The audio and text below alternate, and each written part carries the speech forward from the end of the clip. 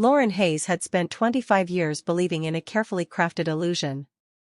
To the outside world, she was the picture of success, a devoted wife to a powerful investment executive, living in a sprawling estate in the suburbs of New York, attending charity galas, and vacationing in places most people only dreamed of. Her life looked effortless, perfect. But perfection was a fragile thing, and it only took one moment to shatter. It started with a bank statement. She wasn't meant to see it. Daniel had always managed their finances, assuring her there was no need for her to worry. "I take care of everything," he would say with that signature, effortless charm. And she had believed him, until that day. She had picked up the mail absent-mindedly, flipping through the envelopes, when she saw it. A notice from a private investment account she had never heard of before, one containing millions of dollars. Her heart pounded as she read the details, her name nowhere on the document. The confrontation that followed was swift and cold. "Why is this in your name only?" she demanded, holding up the letter. Daniel barely glanced at it before sighing, like a father indulging a child's tantrum. "Lauren, don't start. This is how things work. I've always managed our money. It's nothing for you to concern yourself with." But it was. It was everything. A week later, the betrayal came full circle. A whispered conversation at a dinner party. A knowing glance from one of the younger women in their social circle. And then, a message on her phone, an anonymous email with photos attached. Daniel. A woman half Lauren's age. The truth was undeniable. That night, she confronted him, expecting denial, excuses, maybe even remorse. But all she got was a slow, measured look before he spoke in the same even tone he used when negotiating business deals. "I'm filing for divorce. We can do this the easy way or the hard way. But let's be adults about it." Her world tilted. Divorce. After 25 years of marriage. After she had given up her career, raised their daughter, built their home, devoted her life to his success. And just like that, he was done. Days later, she sat in a lawyer's office, staring at the reality of what was left. The accounts? All in his name. The house?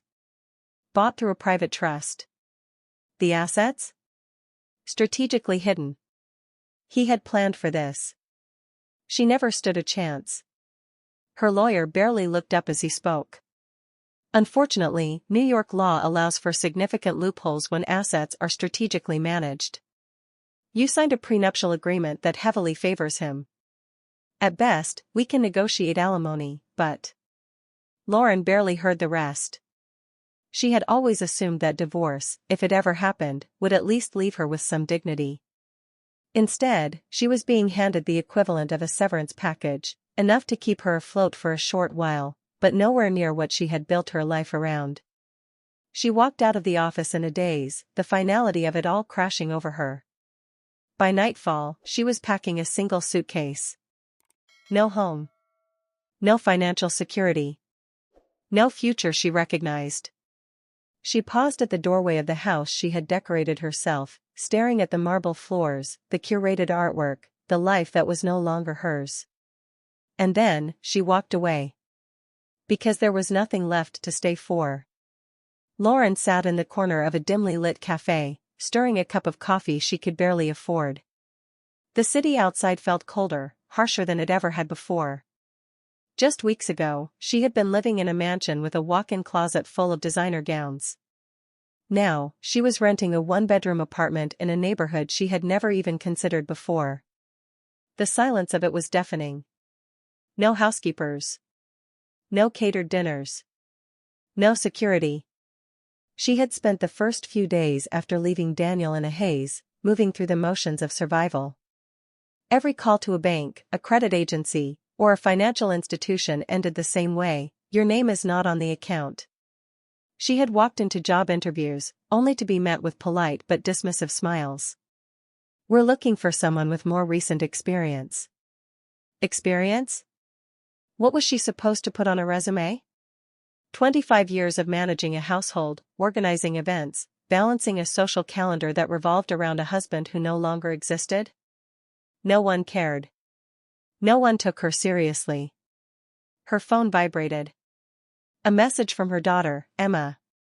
"Mom, have you figured out where you're going to stay long-term?" Lauren hesitated before typing back. "I'm working on it." She didn't mention the sleepless nights spent budgeting the small amount of alimony she had negotiated. She didn't tell Emma that she had sold her last designer handbag to cover rent. She didn't tell her how terrifying it felt to be 52 years old with no financial security. She pressed the edge of the coffee cup to her lips, letting the warmth steady her hands. She had been naive to believe Daniel would be fair. He had planned for this, made sure she would walk away with nothing of real value. But what he hadn't planned for, what he had never accounted for, was that Lauren had spent years watching him. She had sat at dinners where powerful men discussed investments and markets as if she weren't there.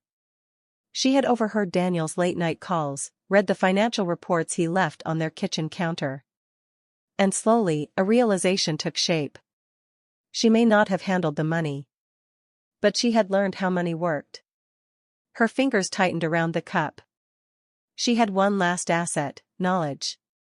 She pulled out her phone and searched for free financial courses. Harvard, edX, Coursera. She signed up for the first one that looked promising. If no one was going to give her a job, she would create one for herself. If no one believed she could start over, she would prove them wrong. Lauren took a deep breath, exhaled slowly, and tapped enroll. She didn't know exactly where this road would lead, but she knew one thing: she would never again let anyone else control her future. Lauren sat at the small desk in her apartment, the glow of her laptop screen casting sharp shadows on the bare walls. The room was quiet except for the occasional hum of passing cars outside. She had just finished her first online course on investment strategies, taught by a Harvard professor she would never meet but who had unknowingly become her lifeline. The past few weeks had been a crash course in survival. She had devoured every free financial resource she could find, filling notebooks with terms and strategies she had once overheard at dinner parties but never fully understood. Compound interest. Market diversification. High-yield investments. These weren't just words anymore. They were weapons. But knowledge alone wouldn't pay her bills. She needed to act. Her fingers hovered over the keyboard as she logged into a trading platform, the numbers and charts flashing in front of her like a language she was still learning to read. She thought back to the nights she had sat across from Daniel, listening to him brag about stocks he had dismissed publicly but secretly invested in. He had spent years underestimating her, assuming she wasn't paying attention. But she had been. Lauren took a deep breath and placed her first trade. A calculated risk, nothing reckless, just enough to test what she had learned. The next morning, she checked her account. She had made $200 overnight. It wasn't much, but it was proof. Proof that she wasn't helpless. Proof that she could build something from nothing. Encouraged, she reinvested. She tracked her moves, analyzed patterns, and refined her approach. For the first time in years, she wasn't waiting for someone else to save her. Weeks passed. Then months. And slowly, her balance began to grow, not overnight, not through blind luck, but through persistence, strategy, and a determination that had been forged in betrayal. But money alone wasn't enough. She knew she wasn't the only woman who had been left financially stranded after a divorce. She started joining online forums, connecting with other women in similar situations, sharing what she had learned. She began answering their questions, guiding them through the same steps she had taken. Before she knew it, women were reaching out to her directly. One message stood out. "I just went through a divorce and realized I have no financial independence. Can you help me?" Lauren stared at the screen, her heart pounding. She had been searching for a way to rebuild her life. Maybe this was it. Lauren adjusted the collar of her blouse, her reflection staring back at her from the darkened window of her high-rise office. Just over 2 years had passed since she had walked away from her old life with nothing but a suitcase and a lesson she would never forget. Now, she stood at the head of her own financial consulting firm, a company she had built from the ground up, dedicated to helping women regain control over their finances after divorce. She had spent those first few months in survival mode, taking freelance work as a financial coach, teaching what she had learned to other women like her, women who had been left with nothing, blindsided by the financial realities of a marriage they thought was secure. Word spread. Clients turned into referrals, and soon she had built something bigger than herself. She had become a voice in the growing movement for female financial independence, invited to speak at conferences, featured in articles about women reclaiming their power. But nothing could have prepared her for the call that came that evening. Her assistant knocked gently on the door. "Lauren, there's someone on the line asking for you." Lauren barely looked up. "If it's another journalist, have them email." "It's Daniel Hayes." The name sent a chill down her spine. She hadn't heard his voice in over 2 years. The last time they had spoken, he had stripped her of everything and sent her into financial free fall. And now, he was calling her? She hesitated, then reached for the phone. "Lauren speaking." There was a beat of silence before his voice came through, lower, rougher than she remembered. "Lauren. I know I'm probably the last person you want to hear from." She said nothing. "I need your help." The words settled between them like an uninvited guest. She leaned back in her chair, allowing herself a small, quiet moment to absorb what was happening. Daniel Hayes, the man who had once dismissed her, underestimated her, left her for someone younger and ensured she had nothing, was now coming to her for help. "That's unexpected," she said evenly. He let out a slow breath. "The market turned. I made some bad investments, got caught in a liquidity trap. He hesitated. "I lost almost everything." Lauren let his words sink in. She could picture it, the polished, powerful man she once knew unraveling at the edges. The same man who had smirked at her when she asked about money, the same one who had assured her she didn't need to worry because he would always take care of everything. Now he was the one with nothing. A past version of her might have felt satisfaction. Might have wanted to gloat, to make him beg. But she wasn't that woman anymore. She had outgrown him in every way that mattered. "Daniel," she said, her voice calm, steady, unwavering, "I remember the day you told me I didn't need to worry about money because you would always handle it. Looks like you were wrong about that too." He exhaled sharply. "Lauren, please. Just hear me out." She considered it. A part of her had been waiting for this moment, wondering if he would ever realize what he had done, if he would ever regret underestimating her. But regret wouldn't change anything. And she owed him nothing. She reached for the call button and, without another word, ended the conversation. She had her own empire to run. Lauren set the phone down and exhaled slowly, letting the weight of the moment settle in. 2 years ago, she had left Daniel's world with nothing but uncertainty and a fierce determination to survive. Now, he was the one drowning, reaching out to the woman he had discarded as if she were his last lifeline. And she had cut the rope without hesitation. There was no satisfaction, no thrill in his downfall. She had spent too much time rebuilding herself to waste energy on vengeance. His failures weren't her concern. Her success wasn't about proving him wrong, it was about proving herself right. She turned her chair toward the window, looking out at the city spread before her. It had become hers in a way she never thought possible. Every late night, every risk, every moment of self-doubt had led her here, to an office she owned, a career she had built, a future no longer dictated by someone else's choices. Her phone buzzed with a notification. A new client inquiry. Another woman, another familiar story. "I just got divorced and realized I don't have any financial security. I'm terrified. I don't know where to start. Can you help me?" Lauren smiled softly. She had spent years believing that money equaled power, that control belonged to those who held the wealth. But she had learned a deeper truth: real power wasn't about money at all. It was about knowledge, independence, and the refusal to be powerless ever again. She tapped a response. "You're not alone." Let's get started. Lauren stepped onto the stage, the glow of the spotlight warming her face as she looked out over the packed conference hall. Rows of women, young and old, professionals, single mothers, divorcees, sat with anticipation, their eyes fixed on her. They weren't just an audience. They were her, in some form or another. Women who had been told they weren't smart enough, strong enough, capable enough. Women who had trusted the wrong person, who had lost their financial footing, who were starting over from nothing. She adjusted the microphone, her voice steady. 2 years ago, I lost everything. At least, that's what I thought at the time. My husband controlled our finances. I trusted him. And when he left, I realized how blind that trust had been.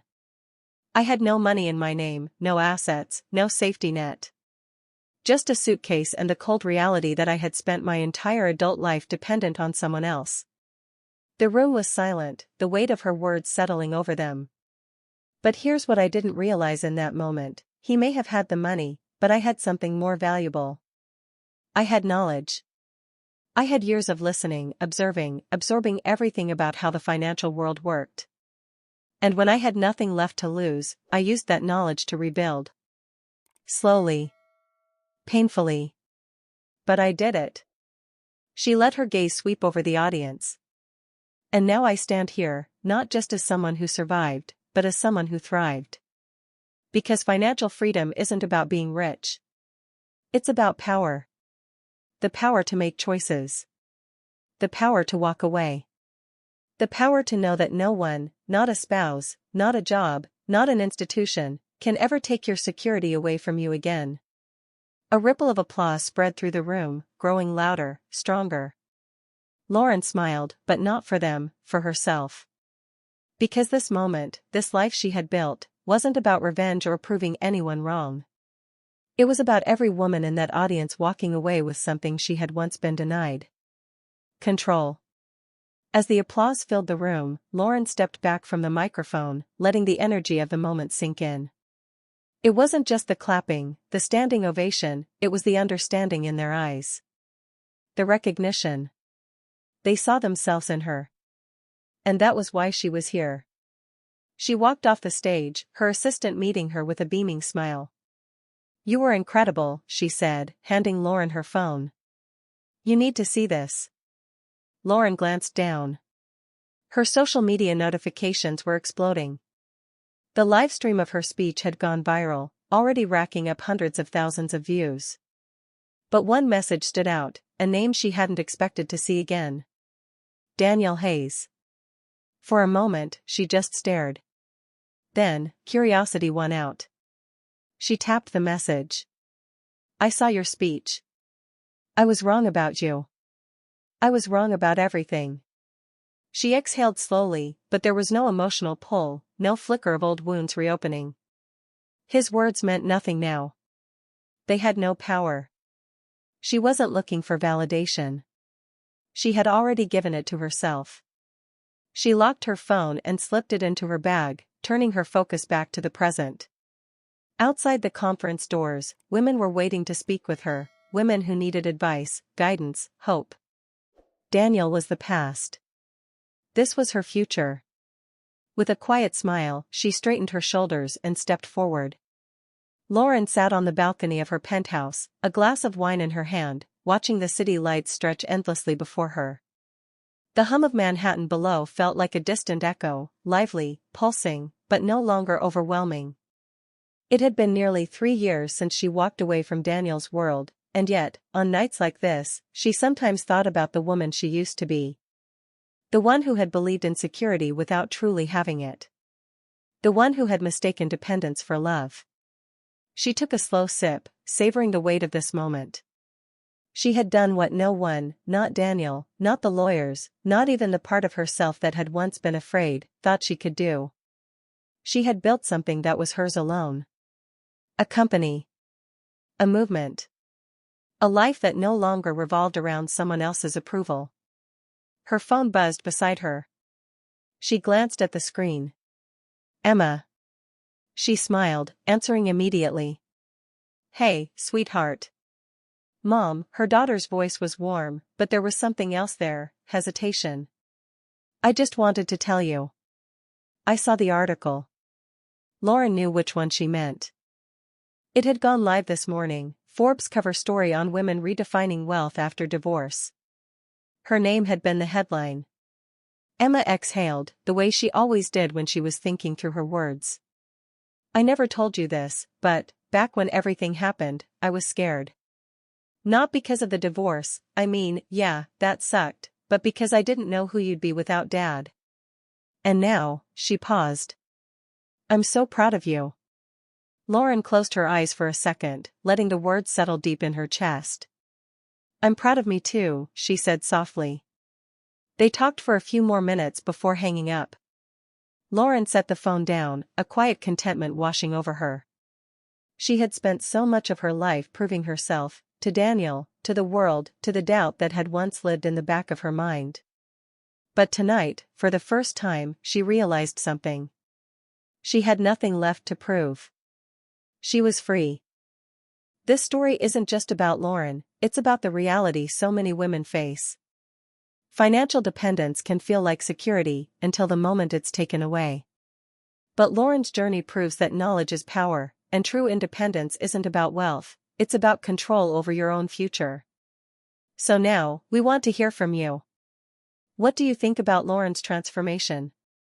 Do you believe Daniel truly regretted his choices, or was he only reaching out because he had no other options?